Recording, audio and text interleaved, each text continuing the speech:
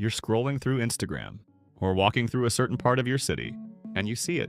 The car, the watch, the outfit, the apartment aesthetic, the restaurant check-ins, the vacation photos, and somewhere in your brain a quiet voice says that person has made it. But here's a question nobody asks out loud. How do you actually know? Because here's the thing. The car could be leased. The watch could be financed. The apartment could be eating 60% of the monthly income. The vacation could be sitting on a credit card that won't be paid off for 18 months. The entire picture, the one that reads as wealth, the one that triggers the comparison, the one that makes you feel like you're behind, it could be a financial house of cards that looks spectacular from the outside and is one unexpected expense away from collapse. And the genuinely wealthy person, they might be driving a 5-year-old car, living in a modest house, wearing nothing remarkable, looking from the outside like someone who is doing fine but nothing special. This is one of the most important financial distinctions almost nobody talks about clearly. The difference between being rich and looking rich. And in this video, I'm going to show you exactly how those two things diverge, why so many people chase the wrong one, and what actually separates genuine wealth from an expensive performance of it. The most financially dangerous thing in modern life might be other people's highlight reels. If that resonates, hit the subscribe button and give this video a thumbs up. Let's get into it. Okay, let's start with the definition, because most people use the word rich without being precise about what it actually means. There are two completely different financial realities that both get called rich in everyday conversation. The first is high income with high spending. This person earns a lot. They spend a lot. Their lifestyle looks wealthy by every visible metric. Nice car, nice clothes, nice everything. But strip away the income and what's underneath? Usually not much. Minimal savings, minimal investments, high fixed expenses. A lifestyle that requires the income to keep running and has no safety net if it stops. The second is accumulated wealth with modest visible spending. This person may or may not earn a lot, but over time, they've built an asset base, investments, property, savings, things that generate returns regardless of whether they show up to work. Their lifestyle might look ordinary, but their financial position is anything but. The first person looks rich. The second person is rich, and from the outside, they are almost impossible to tell apart. In fact, the first person usually looks richer. This is the core of the problem. Here's where the psychology gets interesting, because the pressure to look rich is not just vanity. It runs much deeper than that. Humans are social animals. For most of human history, your survival. Status determined access to resources, to mates, to protection.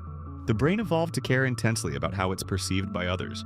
That instinct is ancient and powerful. Modern consumer culture figured this out a long time ago and built an entire economy around it. Luxury brands don't sell products. They sell social signals. The watch doesn't tell better time. The car doesn't drive more efficiently. The brand name on the clothing doesn't keep you warmer. What they sell is the message. I have arrived. I am successful. I am someone worth noticing. And the brutal irony is that buying those signals often prevents you from actually arriving, because the money spent maintaining the appearance of wealth is money that isn't building actual wealth. The $800 monthly car payment that signals success is $800. That isn't compounding in an investment account.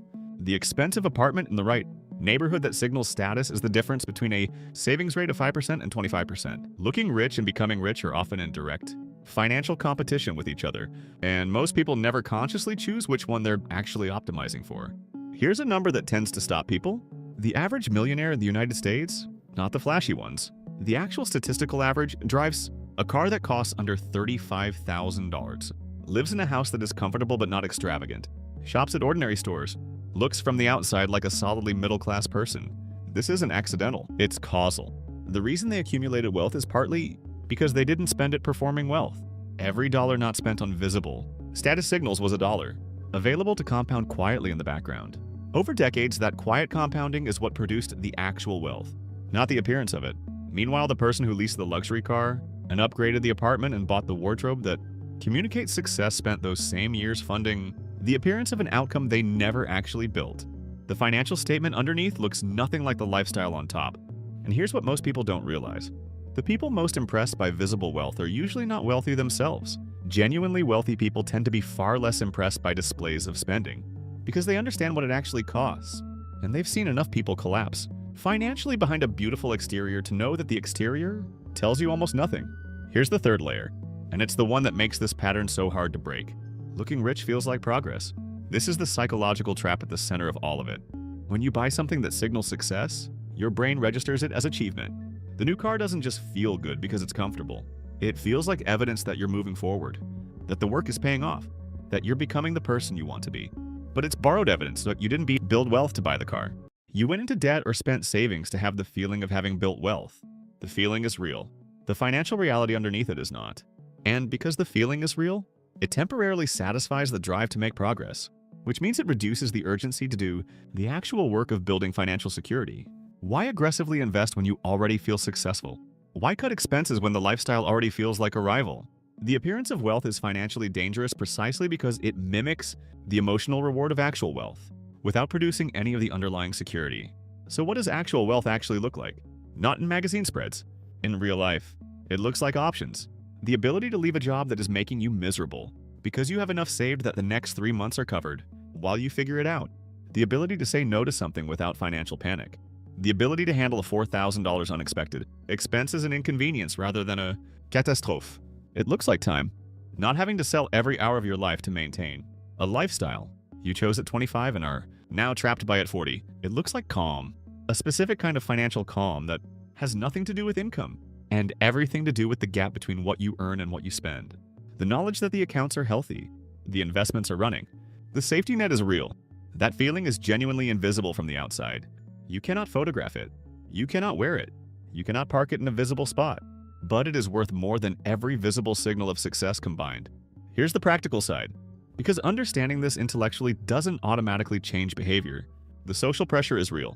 The desire for status is real. And simply telling yourself to stop caring what people think has never worked for anyone. So here's the reframe that actually helps. Start asking whose opinion you're actually spending for, not in an abstract sense. Specifically, when you feel the pull toward a status purchase, ask genuinely, who exactly am I trying to impress with this? Name them, and then ask a follow-up question. Do those specific people actually check your investment account balance? Do they know your net worth? Will their opinion of you be meaningfully different 5 years from now, based on this purchase?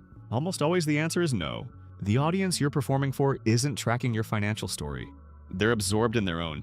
The car you bought to signal success to your social circle is noticed for about 2 weeks and then becomes invisible. The investment account that grew quietly over the same 5 years produces real freedom that lasts decades. The performance has an audience of almost nobody. The wealth has an audience of one, you, and the future version of you, who either has options or doesn't. Here's the second practical shift. Redefine what financial success looks like in your own mind. Not for social media, not for the neighborhood, for yourself. What does your version of genuinely financially secure actually mean? Write it down somewhere, specifically. Maybe it means having 6 months of expenses, saved so that a job loss is an inconvenience, not a disaster. Maybe it means having an investment portfolio large, enough that the monthly returns cover your basic expenses. Maybe it means owning your car outright and never having a payment again. Maybe it means having enough saved that you could take 3 months off and travel without touching debt. Whatever it is, make it concrete.